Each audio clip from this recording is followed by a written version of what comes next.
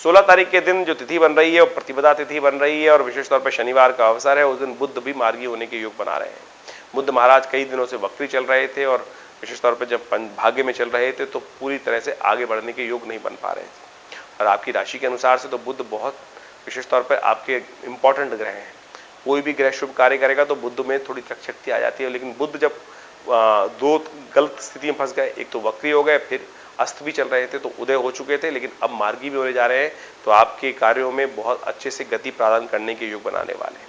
तो ऐसे में कन्या पूजन भी कर लीजिए, बहुत सुंदर रहेगा। शनि महाराज को ठीक करने का भी दिन है क्योंकि शनिवार है, तो ऐसे में कोशिश ये करें शनि के मंत्र का जप करें और एक काम करें, पीपल के पेड़ के पास जाकर एक दिया प्रज्वलित करा के वहां रखें तो आपके लिए अच्छा रहेगा। हम बात कर लेते हैं 17 तारीख की। 17 तारीख की तिथि बहुत विशेष तिथि है। उस दिन भाद्रपद मास के विशेष तौर पर कृष्ण शुक्ल पक्ष की द्वितीया तिथि है और इस दिन चांद बेहद खास होता है। कहा जाता है कि द्वितीया भाद्रपद मास के द्वितीया के चांद को अवश्य देखना चाहिए और इसको देख लेने से क्या होता है कि चतुर्थी के चांद का दोष नहीं लगता है। कलंक से बचने का रास्ता है आपके ऊपर। कई बार क्या होता है, हम कार्य कर रहे होते हैं, जीवन में चल रहे होते हैं, लेकिन कई बार हमारे पर मिथ्या दोषारोपण हो जाता है।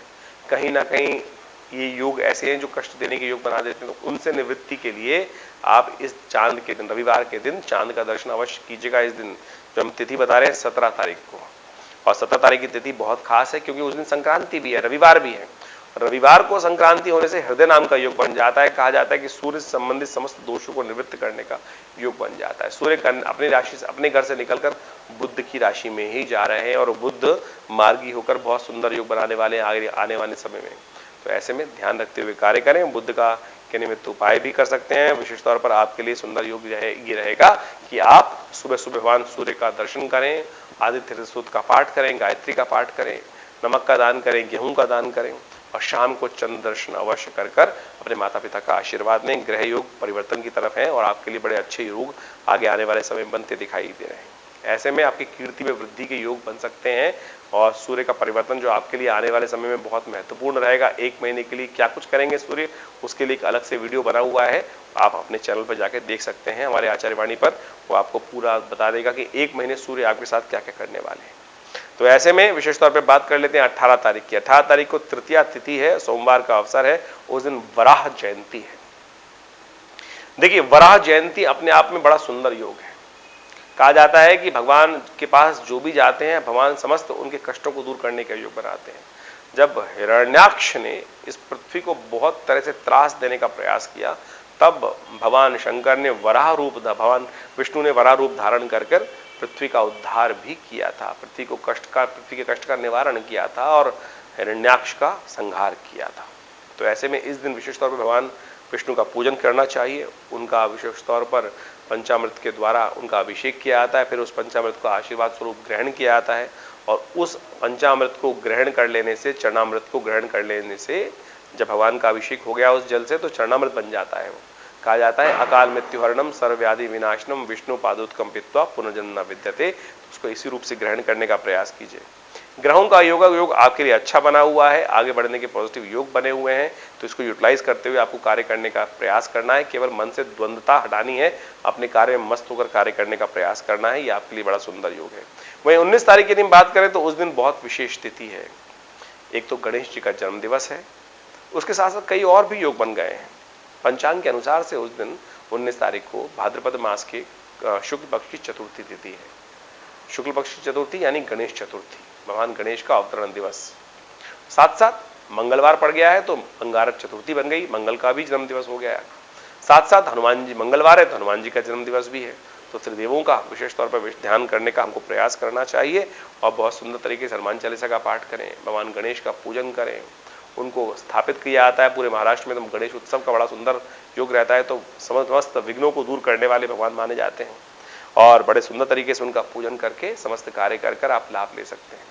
और कहा जाता है कि ऐसे शुभ योग में यदि घर में कष्ट चल रहा है और बहुत अन्य जीवन में अशांति का याद चल रहा है, तो विशेष तौर पर गणेश जी की स्थापना करें, मंगल का पूजन करें, मंगल की निवृत्ति के लिए हनुमान जी का पूजन करें। ये सारे उपाय करके अपने समस्त कष्टों को दूर करने का योग बना सकते हैं। साथ साथ कलंक चतुर्थी भी है इस दिन चंद्र दर्शन निषेध है। भगवान कृष्ण ने भी चंद्र का दर्शन कर लिया था तो उन पर भी कलंक लगा। तो इस दिन कम से कम इस बात का ध्यान रखें कि चौथ के चांद को समस्त बुद्धिजन त्याग देते हैं, दर्शन नहीं करते हैं। चंद्र दर्शनीय है, लेकिन चौथ का चांद दर्शनीय नहीं है। ये ज्योतिष का महत्व है। योग ऐसे बन रहे होते हैं कि जो कलंक लगा देते हैं। फिर आप मत रोइएगा कि हमने तो कुछ किया नहीं गलत, फिर भी हम पे कलंक लग गया। तो उस दिन हमारे यहाँ एक कार्य बनाया गया, पहले उस पर्व का नाम पत्थर चौथ रख दिया गया। तो लोग पुराने जमाने में गली में पत्थर मारते रहते थे कि घर से बाहर ना निकलो। किसी को अहित करने के लिए नहीं होता था, लेकिन उनके भाग्य को सुदृढ़ करने के लिए कहा जाता कि निकलोगे तो कलंक लग जाएगा, फिर आप दोष दोगे। तो इसलिए पुण्य कार्य के तौर पर इसको समझाने का प्रयास किया जाता है। तो इसको करने का प्रयास कीजिए। लेकिन एक बात का और ध्यान रखिएगा, गणेश चतुर्थी कोई शुभ मुहूर्त नहीं है।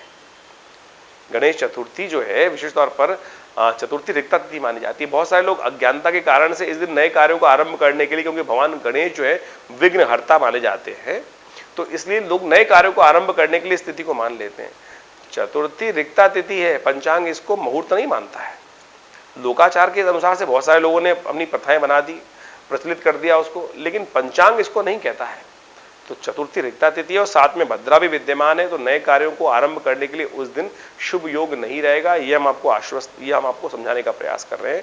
दोपहर को 1:43 तक तो कम से कम भद्रा है, इस बात का ध्यान रखते हुए कार्य करना चाहिए आपको, तो आपके लिए अच्छा रहेगा।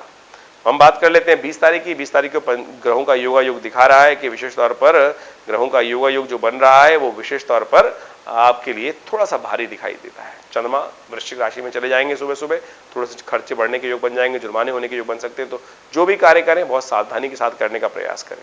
अपने कष्टों को निवारण करने के लिए संतों का आशीर्वाद लें। ऋषि पंचमी है उस दिन, ऋषिगण पूजन, संत महात्माओं का पूजन करके उनको वस्त्र इत्यादि का दान कर कर आप अपने कष्टों को दूर कर सकते हैं। तो इस प्रकार से पूरे दिनों में कैसा रहेगा समय, ये हमने आपको बताया। कोई मन में प्रश्न हो तो चिंता ना करें, व्हाट्सएप के माध्यम से हमें प्रश्न लिख के भेज सकते हैं, उसका निवारण हम उसका उपाय भी भेजेंगे। और कोई खास बात है तो अपॉइंटमेंट लेकर बात कर सकते हैं।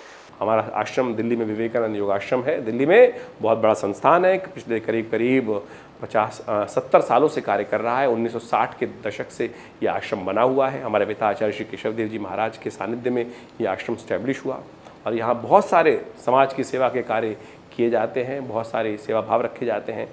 बहुत बड़ी गौशाला है आश्रम के अंतर्गत, बहुत भंडारे चलते हैं। रविवार को बहुत विशाल भंडारा होता है, मंगलवार के दिन सुंदरकांड का सुंदर पाठ होता है।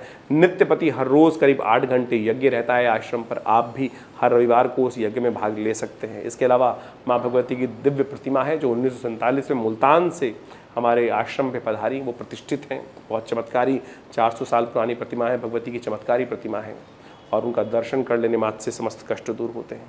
और दिल्ली में ये विवेकानंद हॉस्पिटल योगाश्रम 100 बेड का योग प्राकृतिक चिकित्सा का हॉस्पिटल है जो कार्य क्षेत्र में है। भारत सरकार के साथ मिलकर कार्य करते हैं हम लोग और बहुत सारे शोध कार्य करीब 100 पुस्तक के आश्रम की तरफ से प्रकाशित हैं जो भारतीय पराविद्याओं पर है। तो ये बहुत सारे कार्य हैं, हम समय समय पर करते रहते हैं।